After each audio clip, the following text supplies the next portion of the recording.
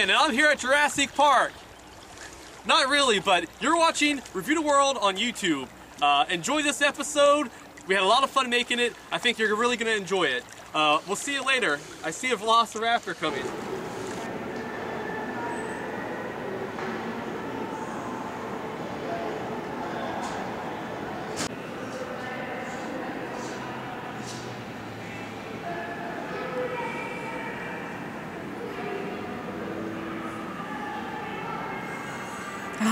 It's a staple of malls across America, where you'll find the Asian person standing out in front of their restaurant going, hey, I've got some chicken, would you like to try some? And of course you go, that doesn't taste bad. And they go, well, obviously now you're going to buy the rest of it, right? And they kind of guilt you into it. I don't think there's any organization going on. There's not a franchise so far as I'm aware, but they seem to be everywhere. But let's see how this particular one compares. This was something Japan. Starts with a C. And we've got teriyaki chicken with fried rice and vegetables here. Broccoli is good. Chicken is good. Let's see, this looks like cabbage, I think, and carrot.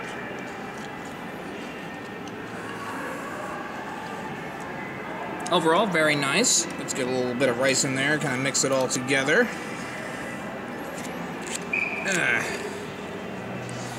Now, I've ate at this particular establishment before, Tim. I noticed before you leave the line, they always ask you if you would like extra sauce. Which I asked for. Yeah, I mean, who says no to that request? Yeah, and I have to say, this is their idea of extra sauce. When I have, stir fry at home or whatever, usually about half the bottle of soy sauce goes into there. This is usually floating for me. And I don't know, I could have gone with a little more soy sauce myself. But so far, I mean, it wasn't terribly pushy or anything, so, I mean, they did carry on a conversation I didn't understand across from me, but, all things considered, I have to give them probably an A-. Hey, everybody! That is a monstrous amount of drink. Mondo Fruit Squeezers. I probably haven't had these since elementary school. They still exist. We're going to consume 6 different flavors and tell you which one's the best. I remember the commercials. Mondo! They're like Squeezits, aren't they? Or, yeah, Squeezits. Yeah, you remember exactly. those. Chillin' Cherry. Okay, first off, we're going to be doing Chillin' Cherry, which is a good name. Take one. Why not? We're wearing red, we're sitting on a red couch, let's do a red drink. Yeah, if we get lost in the red, just go with it. 50% less sugar than the average fruit drink. That's pretty cool to know. They're small, handheld, perfect size for, a youngster. And this is a perfect choking hazard for a youngster. Yeah, keep this away from the small children. Cheers. 1 down, 5 to go.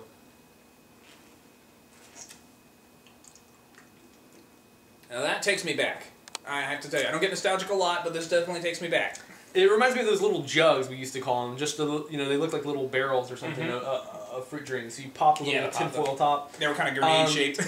My first thought, and as I get older, I tend to shy away from the more sugary things. But if this is 50% less sugar, I don't know what other drinks are out there, because this just tastes like a mouthful of pure cane sugar. I do detect a little bit of cherry, but.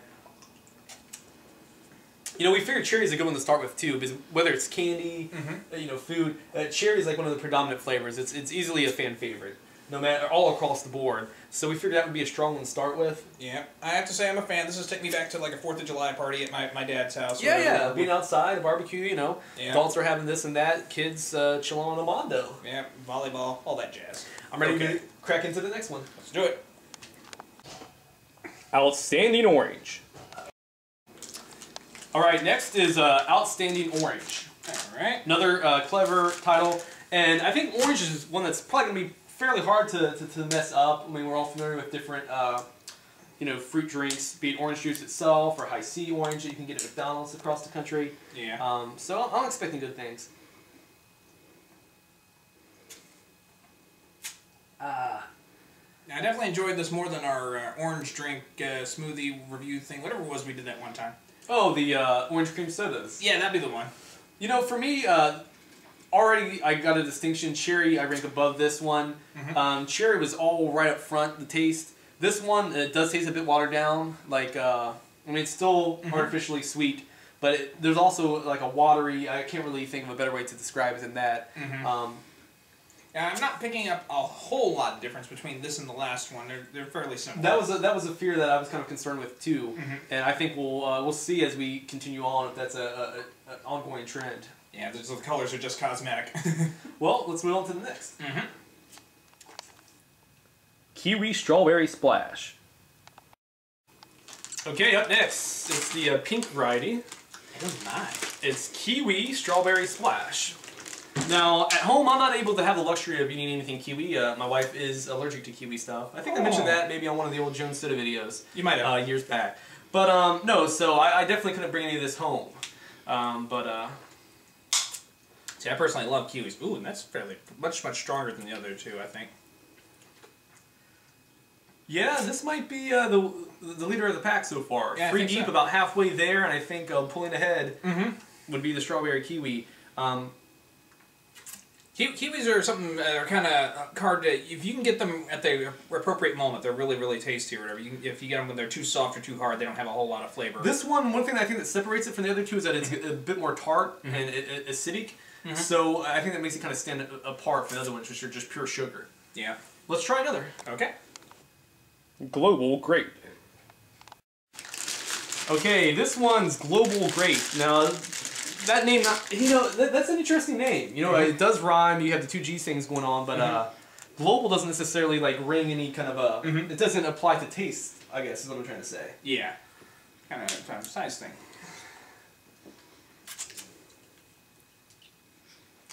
Not a strong grape flavor, but it is there. I kind of like it. I wanted to like this one, so I'm trying to go to bat for it here. Let me.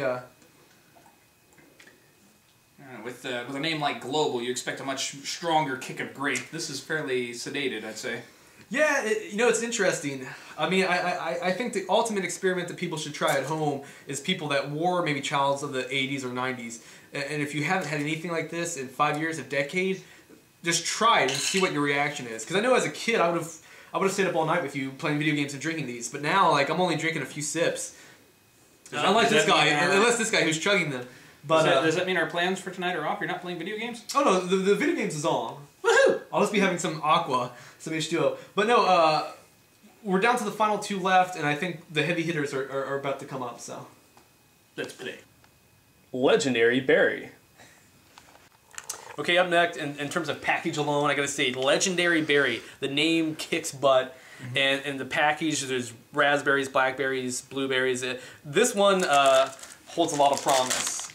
You know, earlier I said that, you know, cherry pretty much for kids, candies, and drinks, you know, runs the gauntlet as being the best. But blue has got to be, you know, neck and neck for second. Oh, yeah. Blue raspberry is, you know, is a big thing. You know, I'm reviewing this particular one from my kid sensibilities. As a kid, this would have been #1 for me. Okay. Where it stands now, we will determine here momentarily. But, you know, as a kid, this would have been awesome. My drink of choice, I think. Might have sprung a leak here. Yeah, I like that. It's kind of a musical almost. Moving on. Primo Punch. Okay, it's time for Primo Punch. This is probably their all-star. They're, you know, on the package, there's oranges, pineapples, grapes, looks like maybe lime, strawberry. We'll see if we can discern any of those actual flavors in the drink itself. But, Primo, no color, Carlito. Oh well.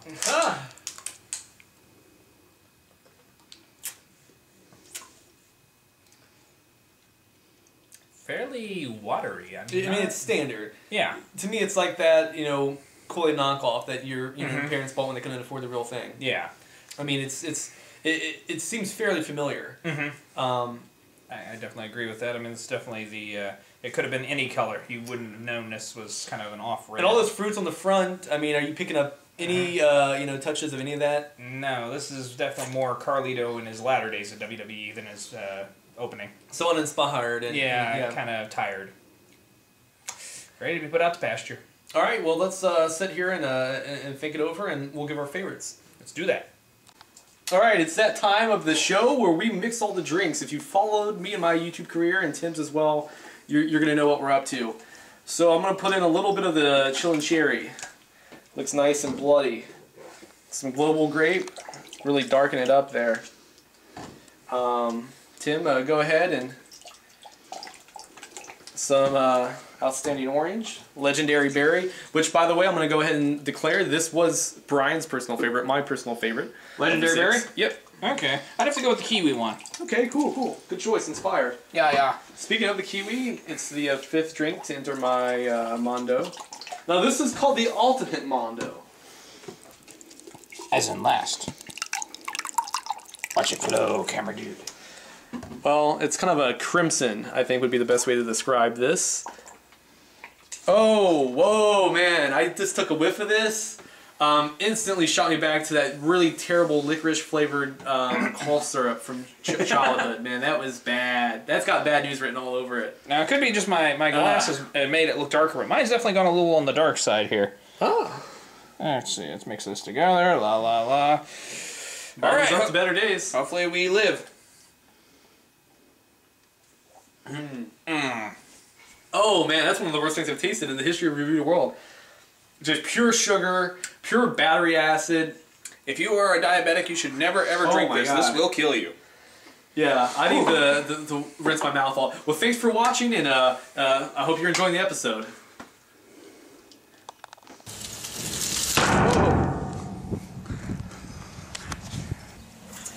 Woo! What's up, everybody? Magic dough. You know, you never know what you're going to find here on Review the World. The world's a majestic, interesting, fascinating, beautiful, bizarre, magical place. And every once in a while you discover something like magic dough. Now, I'm a practitioner. I'm a fan of Play-Doh to a very high degree. Many good childhood memories. Magic dough I've never encountered. They promise great colors. We got like a sea algae green, maybe like a royal blue. Okay, I'll buy it. Let's see how they actually look, though. Is this gonna be false advertising? They're in little rectangular canisters. Wait a sec.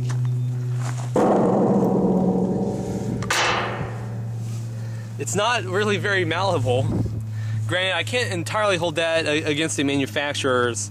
I have been studying on these for several years. You know, Play-Doh has a very specific salty kind of smell. Pretty polarizing. You love it, you hate it. This actually smells kind of sweet, which is a bad thing, because you know kids are gonna maybe take a whiff of this and want to eat it. I'm not that bold. Let's open up one or two more here before we give our final verdict. I am a big fan of greens, so it's nice that greens are represented. We've got blue. It's a little shorter than the other ones. It's kind of disrespectful. We got red, so we can have the Crips and Bloods over here doing their thing, and well, you get the idea. I don't know. I mean, this is maybe not the way that they were intended to be used, but like, you know, your brother could be like in the other room, and you could say, you know, get off my Doritos. Well, Magic Dough, I can't in good faith give you a passing grade, but we'll say a D+, just to save a little bit of face. Hey Tim, I found something, man. Oh, what'd you get? You're making me crazy, man. Thank you, Mike Adamley. Slim Jim. Okay, you know him, you love him, maybe, maybe not. Not really, but okay. Macho Man Randy Savage was a spokesperson. Oh yeah. At one time. This is a new flavor, Jamaican style jerk. That sounds like a sexual move to me. You don't have to be a jerk to enjoy it. No. Now, I like jerk stuff, like at BW3, I like their Caribbean jerk wings, you know, a little sweet and a boom, a little kick. Processed meat, not my favorite, you know, to my palate, but we're gonna unsheathe the meat stick. Just break it right down the middle, and Tim.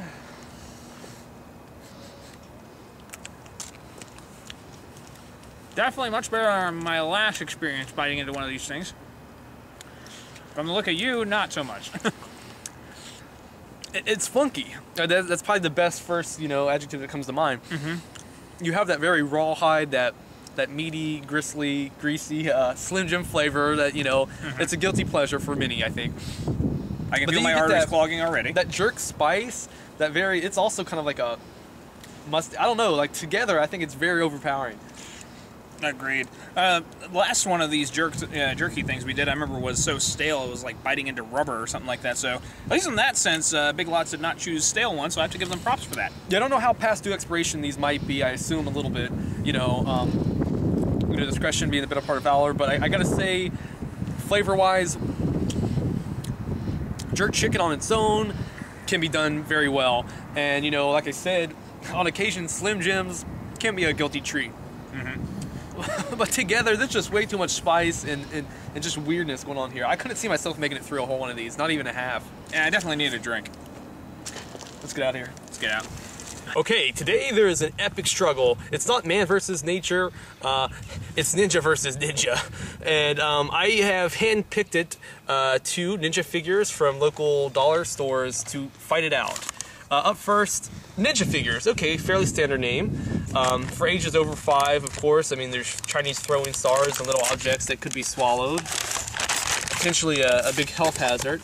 I will say one thing right off the bat. This guy has an impressive workout regimen. Take a look at the muscles in his back.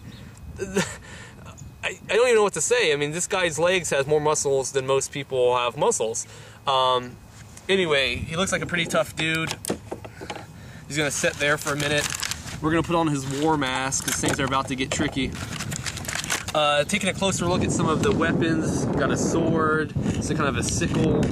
These are like some kind of razor glove, like Savio, not Savio Vega. What was the character in Street Fighter? You guys have backed me up. Throwing stars, little dagger. So he's pretty legit. I mean, he's ready to scrap. Now meet his opponent. Chinese Kung Fu. We're gonna take a look at this guy. Now this one says for ages 3 and up, and there's this really strange picture on the box art of a man wearing about an 8-foot tall mask. Proportionately, I'm struggling with that one. On the back, you see that there's a whole slew of characters, and they all have fairly innocuous racist names: Bruce Chan, Alex Tam, Barry Tong, Bill Lamb, etc. And I mean, I'm no martial arts expert. I dabbled. But to me, it looks like our character is wearing Bruce Lee's famous outfit. I could be mistaken. Now, we're not getting the standard nunchaku. We're getting a 3-pronged one. So that's very cool. This guy's hands are incredibly stiff, as are mine because of the cold. I think the thing that really pushes this one over the edge, I don't think I have time to properly construct it, but what you see here, he has his own punching bag. So you could like build your own dojo in the privacy of your home to have your characters, train in. But it's come down to this, the epic battle. Which ninja will win? Oh shit! Well, that fight went fairly quickly because Ninja Figure has decapitated his opponent. Ah.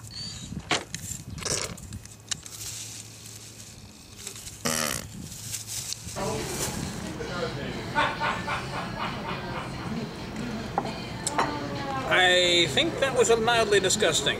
However, no worse than any of the stuff we reviewed today, so hope you come back next time. Have a good one.